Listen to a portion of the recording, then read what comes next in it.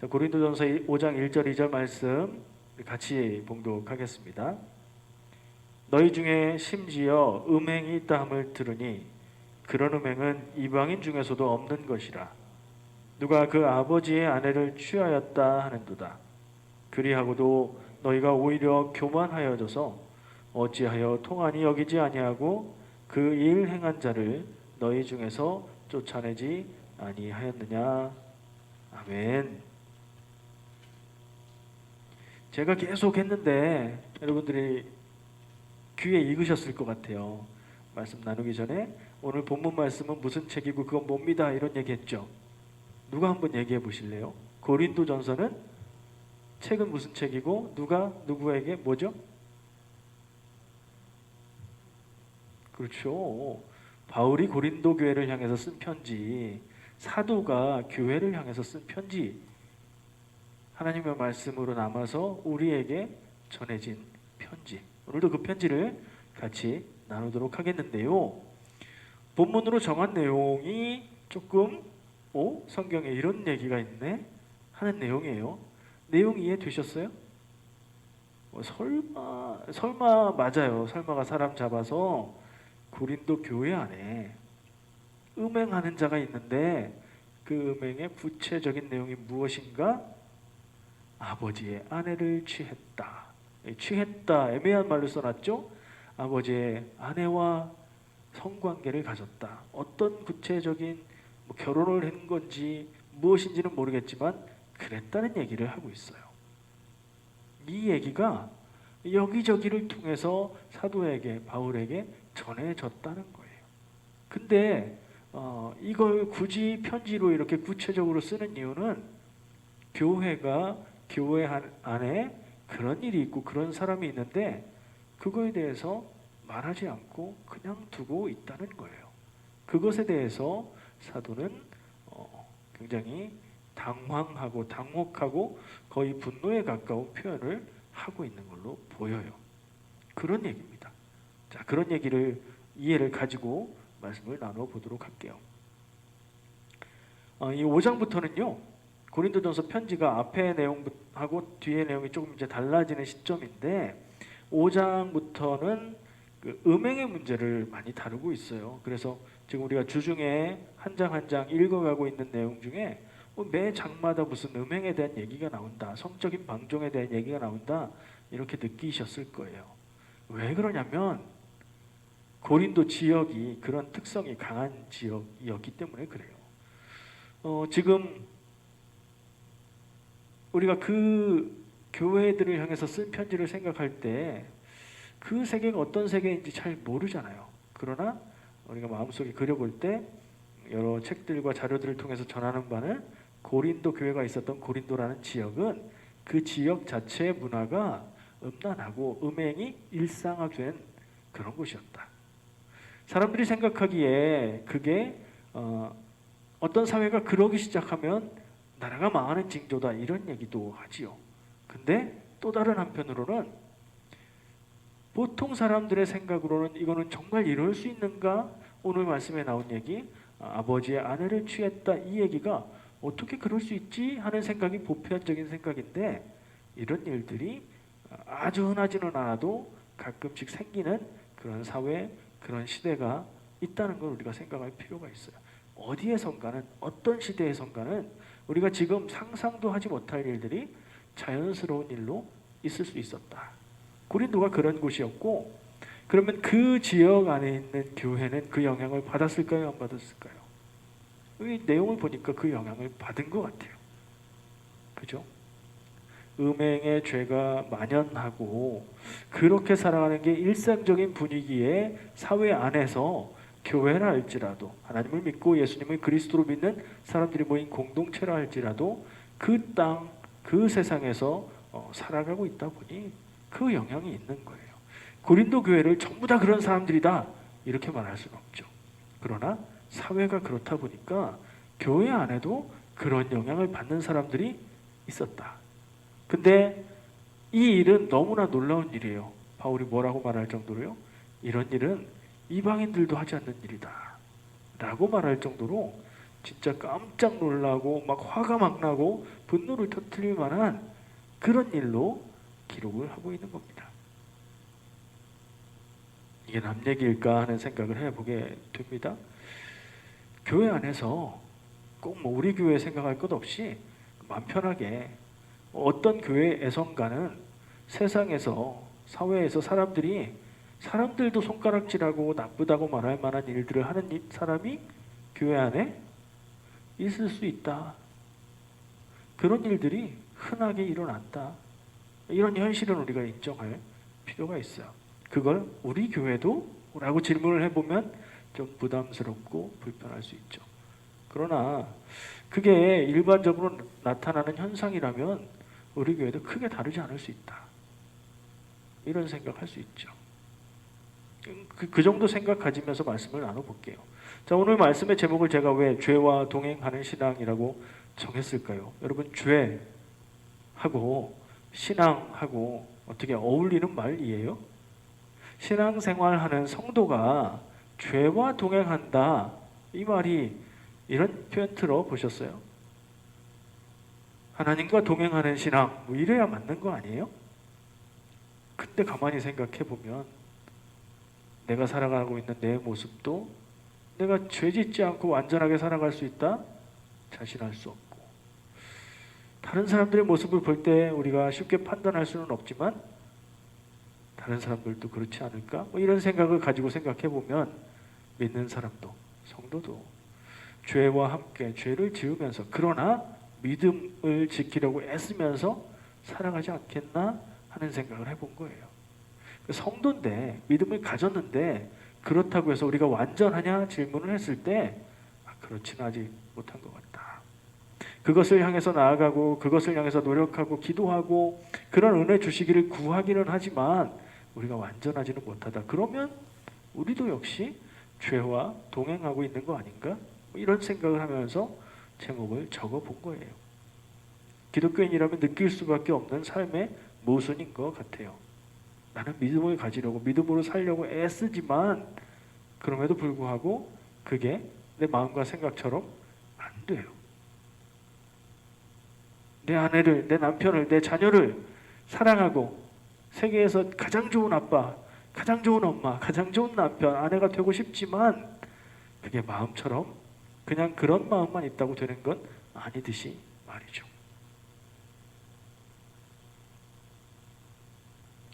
그래서 오늘 나눌 이야기는요, 잘못 읽으면 고린도 교회를 보면서 야, 이런 음란한 시대에 음란한 지역에서 음란한 죄를 짓는 교회가 있었구나, 고린도 교회를 한심하게 바라보는 눈길로 끝날 수 있는데 그게 우리에게 어떤 유익이 있겠습니까? 성경을 그렇게 보는 게요.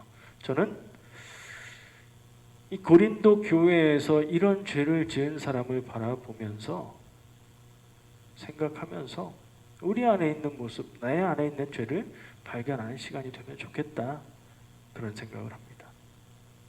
여러분들도 그런 생각 같이 하시면서 제가 묻지 않을게요. 여러분은 무슨 죄가 있으십니까? 고백하시기 바랍니다. 이러지 않아요. 하나님 앞에 고백하시면 돼요. 그러나 하나님 앞에서 내 죄를 바라보고 깨닫고 고백하시기를 축복합니다. 개인적으로는 그렇고요. 교회의 모습에 대해서도 바울은 얘기하거든요.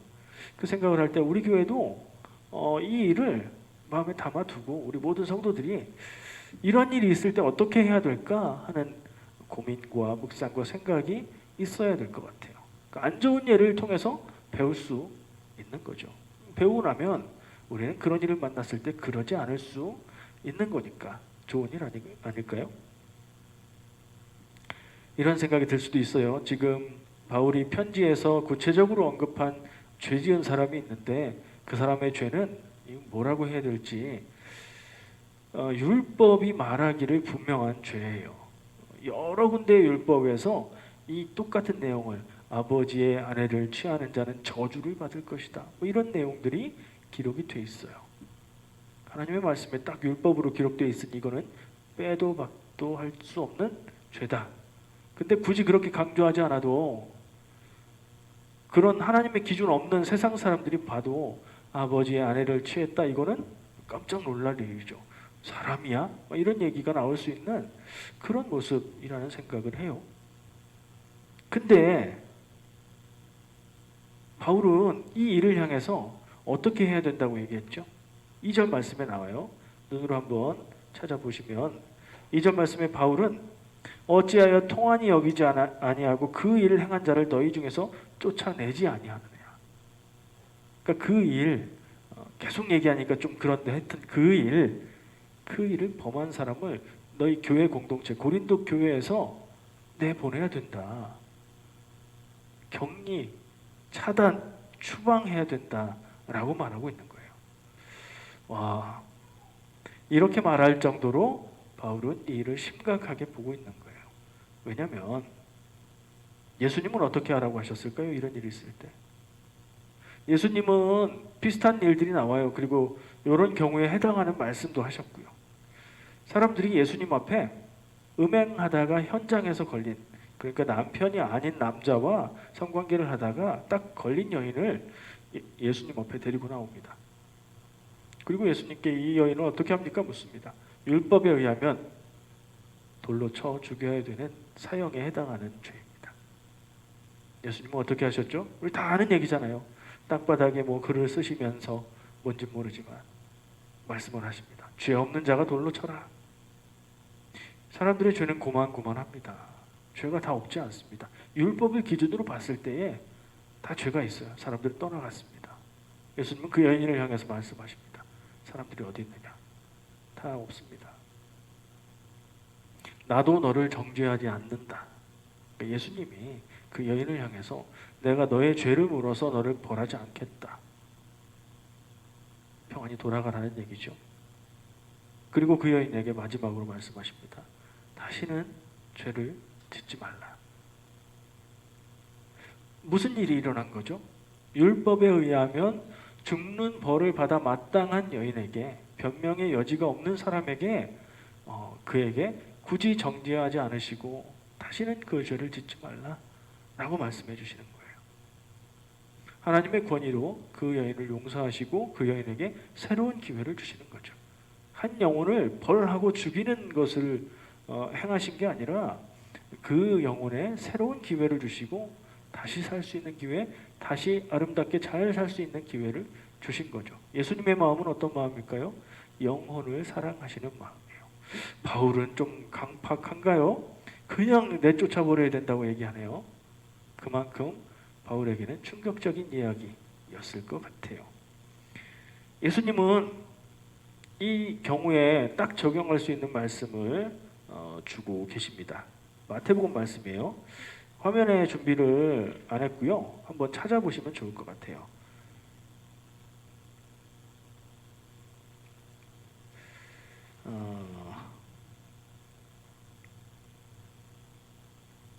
마태복음 18장 15절부터 17절까지 있는 말씀입니다.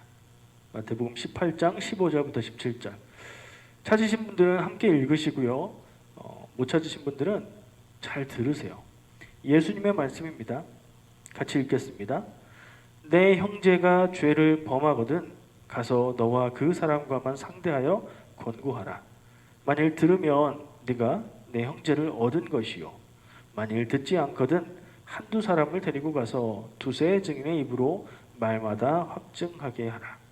만일 그들의 말도 듣지 않거든 교회의 말하고 교회의 말도 듣지 않거든 이방인과 세리와 같이 여기라.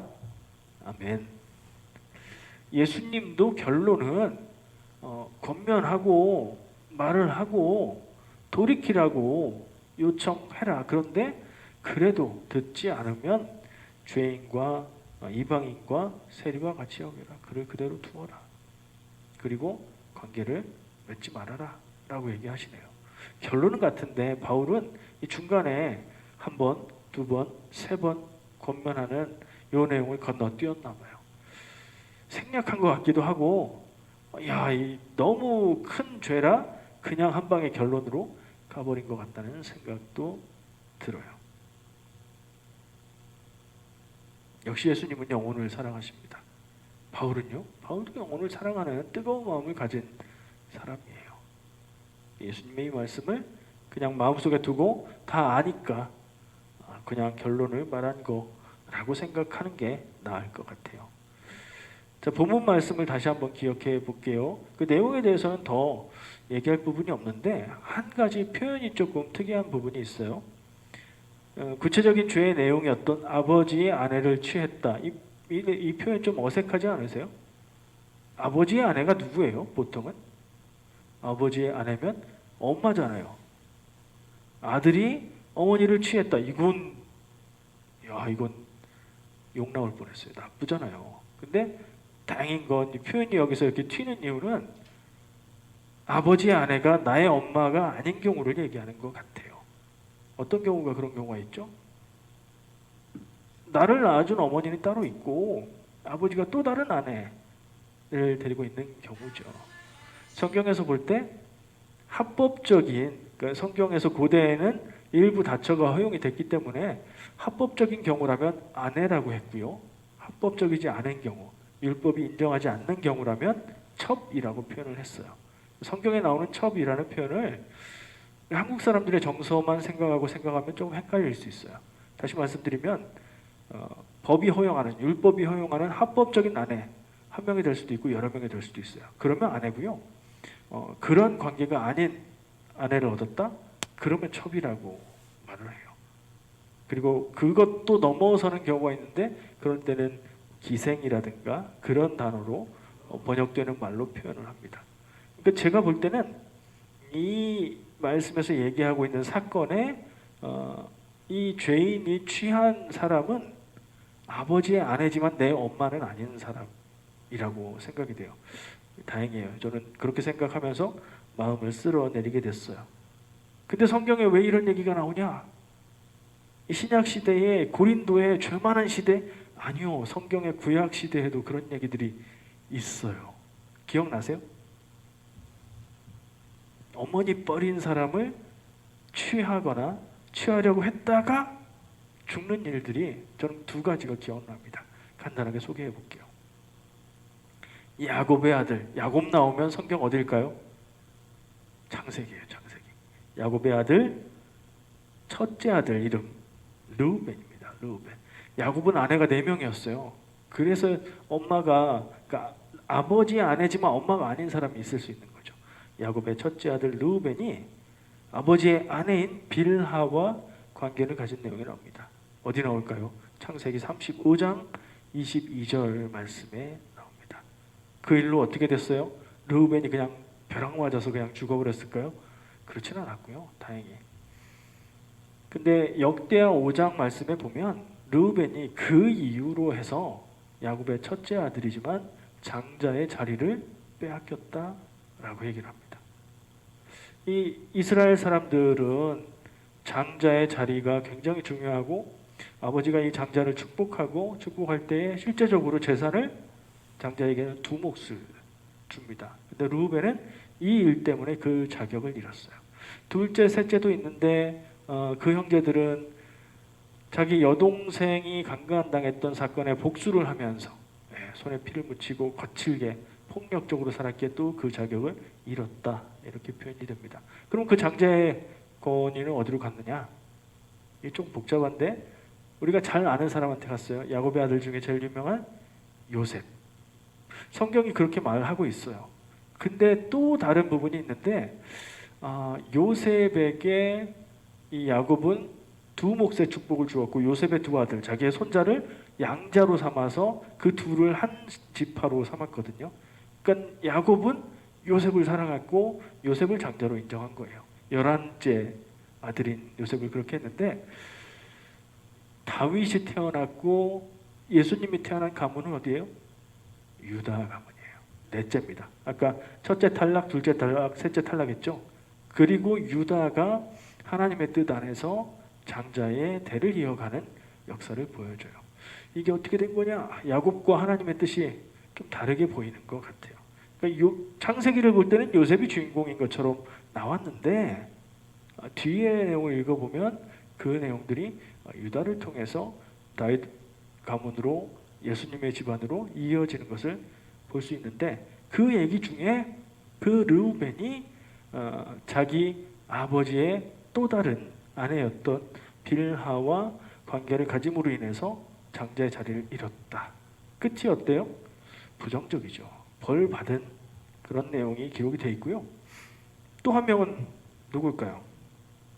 이 사람은 취하지도 못했어요.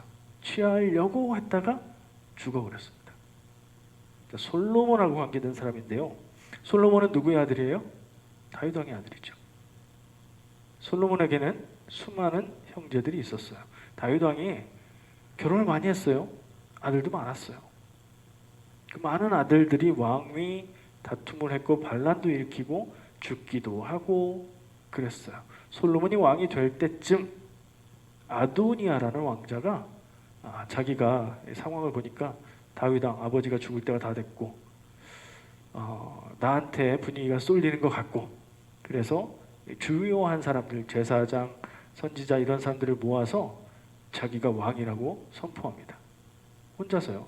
아버지 다윗 왕의 인정도 없이 그렇게 하는데 밧세바 솔로몬의 어머니 밧세바가 다윗 왕을 찾아가서 약속하지 않았습니까? 약속을 지키세요 해서 솔로몬이 정식으로 왕위를 잇게 됩니다.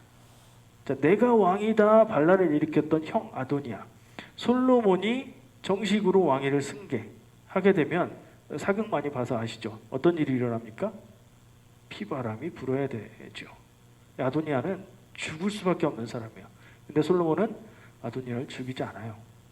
제단불을 붙잡고 살려달라고 사정하는 형을 죽이지 않습니다. 그런데 잘못하는 일이 또 드러나면 죽을 겁니다 라고 경고하죠. 와, 근데 이 아도니아가 솔로몬의 어머니 밧세바를 찾아옵니다. 용건이 있습니다. 기억나시는 분들이 있을 거예요. 좀 기가 막혀요. 이 사람이 무슨 생각으로 이럴 수 있었을까? 밧세바를 찾아와서 아버지의 여인이었던 아비삭을 제게 주십시오. 제가 그녀와 결혼하고 싶습니다. 그 다윗 왕이 늙어서 거의 이제 건강을 잃게 되었을 때 몸이 차가워서 몸을 따뜻하게 할 수 있는 함께 자는 사이였어요. 진짜로 할아버지가 뭘 할 수가 없고 그냥 함께 자는 사이. 그럼에도 불구하고 그 여자는 아버지 왕의 여인이었죠.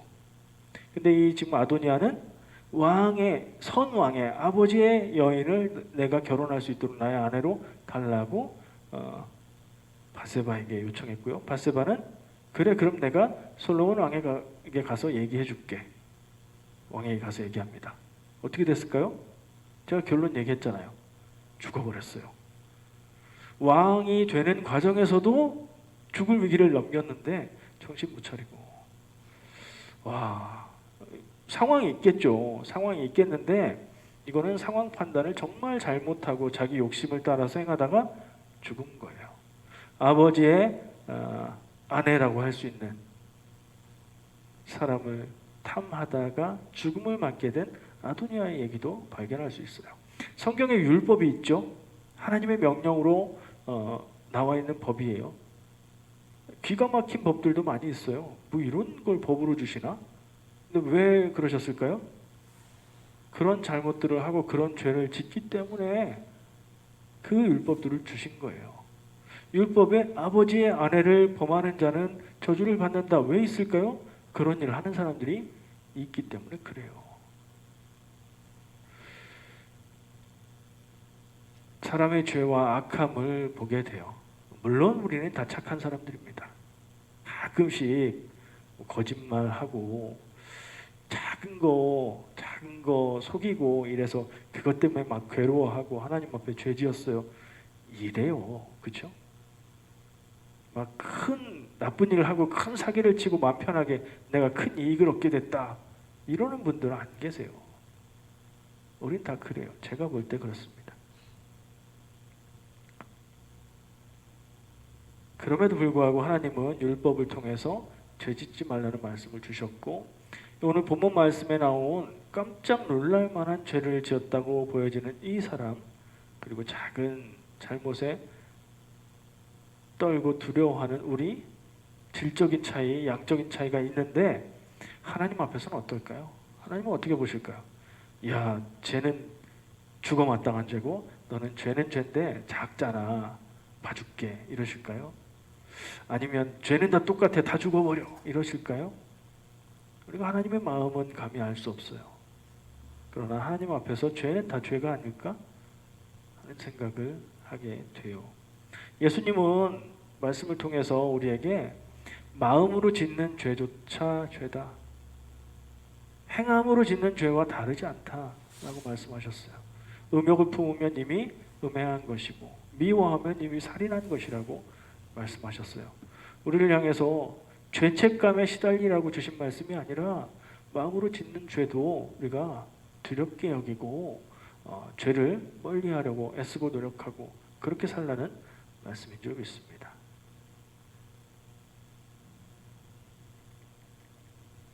아까 예수님이 3번의 기회를 주시는 내용 들으셨죠?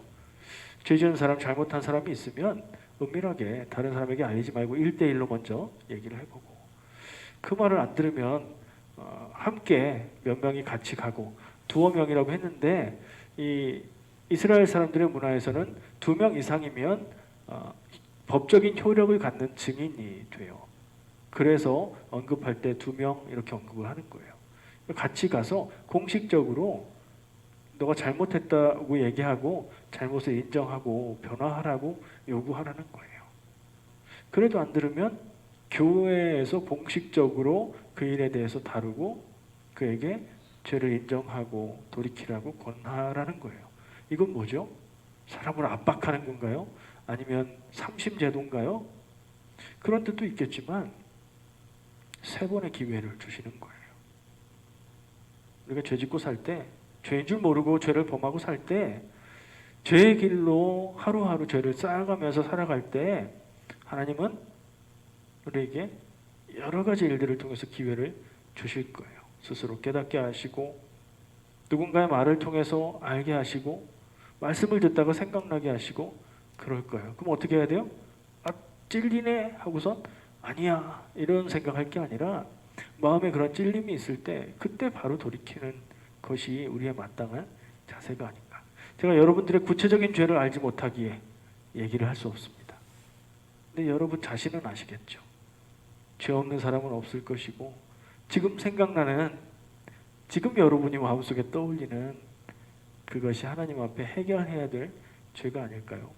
그걸 생각하시면서 나누면 좋겠어요. 자, 오늘 고린도전서 말씀을 살펴보고 제가 죄와 우리의 삶에 대해서 한 3가지로 정리를 해봤어요. 나눠볼게요. 첫 번째, 죄의 일상화와 그 영향력을 생각합니다. 이건 아까 고린도 교회가 있는 고린도 도시의 환경을 얘기했던 것에서 생각한 거예요. 죄가 일상화되어 있는 사회에서 우리가 살아갈 때에 그 영향을 받지 않을 수가 없죠. 남들 다 그렇게 하는데 나만 왜 뭐가 달라서? 우린 달라요. 뭐가 다르죠? 하나님의 백성이에요. 하나님의 백성은 하나님의 법을 따르는 거고요. 그죠? 이건 우리가 어떤 국적을 가졌던 거에 관계없고 어떤 환경에서 살아가는 거에 관계없어요. 우리가 이걸 잊으면 안 돼요. 그러면 정체성을 잃는 거예요. 내가 교회 다녀도 하나님의 백성이라고 말할 수 없는 거예요. 세상에 섞여 살면서 남들 하는 대로 똑같이 하고 산다? 그러면 문제가 있어요. 죄의 일상화된 그 세상에서 살아갈 때의 그 영향력, 전염성이라고 표현하면 더 쉬울 것 같아요. 이걸 심각하게 생각해야 된다. 우리의 삶의 환경을 우리가 조절할 필요가 있다. 나는 죄 짓지 않고 살겠다 하면서 죄 지을 가능성이 있는 곳을 자유롭게 다닌다면 맞지 않는 모순된 모습인 것 같아요. 데살로니가전서 5장 21절 22절에 그래서 이런 말씀을 주는 것 같아요. 범사에 헤아려 좋은 것을 취하고 악은 어떤 모양이라도 버리라. 여러분 그렇게 하시기를 축복합니다. 2번째 정리해본 내용은 죄에 대해서 바로 심판이 없다고 해서 그래도 되는 것은 아니다. 뭘 생각할 수 있을까요? 어쨌든 우리가 죄를 지었는데 내가 생각할 때 명백하게 죄고 율법에 죄라고 되어 있는 걸 내가 범했는데 그러면 어떤 일이 일어나나요? 아무 일도 안 일어나요. 그냥 나만 마음에 찔리고 불편하고 불안하고 조마조마할 뿐 어떤 일이 일어나지 않습니다. 하나님이 기회를 주셔서 그런지 나를 아직도 사랑하셔서 그런지 모르겠는데 착각하면 안 되는 것은 아무 일도 생기지 않고 즉각적인 벌이 내리지 않는다고 해서 그게 죄가 아닌 것이 아니고 그래도 괜찮은 것이 아니다 라는 사실입니다. 이거 꼭 기억해야 됩니다. 그렇지 않으면 내 안에 죄를 죄가 아닌 것으로 착각하고 그 죄가 쌓여가고 마치 집에 먼지가 켜켜이 쌓이면 아주 균일하게 다 먼지가 쌓이면 더럽다고 생각 안 하는 것처럼 죄인데 내 안에 쌓여서 모르고 그렇게 살아가게 될 겁니다. 만약에 죄를 지었는데 바로 심판이 없다. 죄가 쌓여가고 있는데도 심판이 없다. 이거 죄가 아닌가? 괜찮은가? 그렇게 생각하면 어떻게 될까요? 그 인생은 어떻게 될까요? 전 그게 더 무섭다고 생각해요. 돌이킬 기회가 없잖아요. 괜찮다고 생각하면서 살다 보면 이거 심각하게 받아들이고 회개하고 돌이킬 기회가 없어요. 어렸을 때는 잘못하면 바로 부모님이 혼내죠. 나이가 들면 잘못을 해도 기도하시고 뭐 그럴 뿐 직접적으로 구체적으로 회초리 가져와 이러지 않으시잖아요. 근데 잘못된 길을 가다 보면 결론은 뭐예요? 자기 인생이 망하는 거죠. 정말 무서운 일이라는 생각을 합니다. 세 번째, 방금 한 얘기인데 죄의 결론은 파멸이다.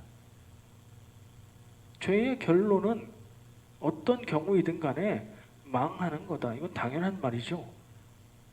이 당연한 말을 우리가 너무 무디게 살아갈 수 있어요. 죄가 너무 흔한 죄가 전혀 아닌 것처럼 살아가고 있는 세상에서 살고 있고 나도 그래도 되는가 보다 하고 그냥 그렇게 살아가고 있다 보면 죄의 결론은 망하는 것이고 파멸이고 죽는 것인데 그 생각하지 못하고 그 부분에 양심이 무뎌져서 그냥 살아갈 수 있어요. 결론대로 가는 거죠. 망하는 거죠. 그 결과를 눈으로 확인하게 되고 보게 될 때는 그 심판의 때에는 이미 돌이킬 수 없는 때가 된 거잖아요. 어떤 경우이든 간에 죄의 결론은 파멸입니다. 사람 사이의 관계에도 그렇고요. 내 인생의 일에도 그렇고요. 믿음으로 살아가는 믿음의 삶에도 그래요. 믿음으로 살아간다고 하지만 죄를 쌓아가고 그러다 보면 하나님과의 관계가 끊어지고 믿음으로 산다고 하는 껍데기만 남는 인생이 될 수 있단 말이에요. 꼭 기억해야 될 것 세 가지를 정리해봤습니다. 사실 우리가 고린도전서에 나온 오늘 본문 말씀에 나온 그런 죄를 짓기는 여간 어려운 일이 아니죠. 사람들이 흉악한 범죄라고 생각하는 일들, 뭐 살인이나 큰 범죄들을 우리가 행할 일이 있을까요? 없을 거예요, 아마도. 알 수 없지만 아마도 그럴 겁니다. 그러나 사소한 것들, 작은 것들, 이게 죄인가 아닌가 마음에 좀 걸리긴 하는데 죄는 아닌 것 같은 그런 것들 그냥 허용하다 보면 내 삶은 점점 삐뚤어진 길로 하나님과 멀어지는 길로 죄를 허용하는 길로 기울어가게 될 겁니다. 어떡하죠? 그러지 않게 해야죠. 청소해야죠. 먼지가 조금씩 쌓일 때는 그냥 그런가 보다 하는데 나중에 보면 막 엄청 쌓여 있잖아요. 먼지가 이렇게 싹 닦아내면 손뭉치가 될 만큼 쌓이잖아요. 우리 집만 그런가요? 다들 그러지 않으세요? 캘거리 먼지 많아서 그래요. 우리의 삶도 내 안에 쌓이는 죄도 다르지 않다. 무뎌지고 죄가 일상화되어 버리면 돌이키라는 음성을 들려줘도 그게 남 얘기로만 들릴 거고 그럴 수 있다. 이런 생각들을 해봅니다. 생각해보니까 오늘 말 하나마나 당연한 내용을 또 한 번 나누었습니다. 근데 그런 내용을 나누게 된 것은 우리가 잊지 말고 다시 한번 생각하는 기회로 삼으면 좋겠다. 이런 생각을 합니다. 마음에 새기시기 바랍니다. 그리고 기도하기는 이런 내용들이, 이런 기억들이 필요한 때에 생각나시기를 축복합니다. 기도하겠습니다.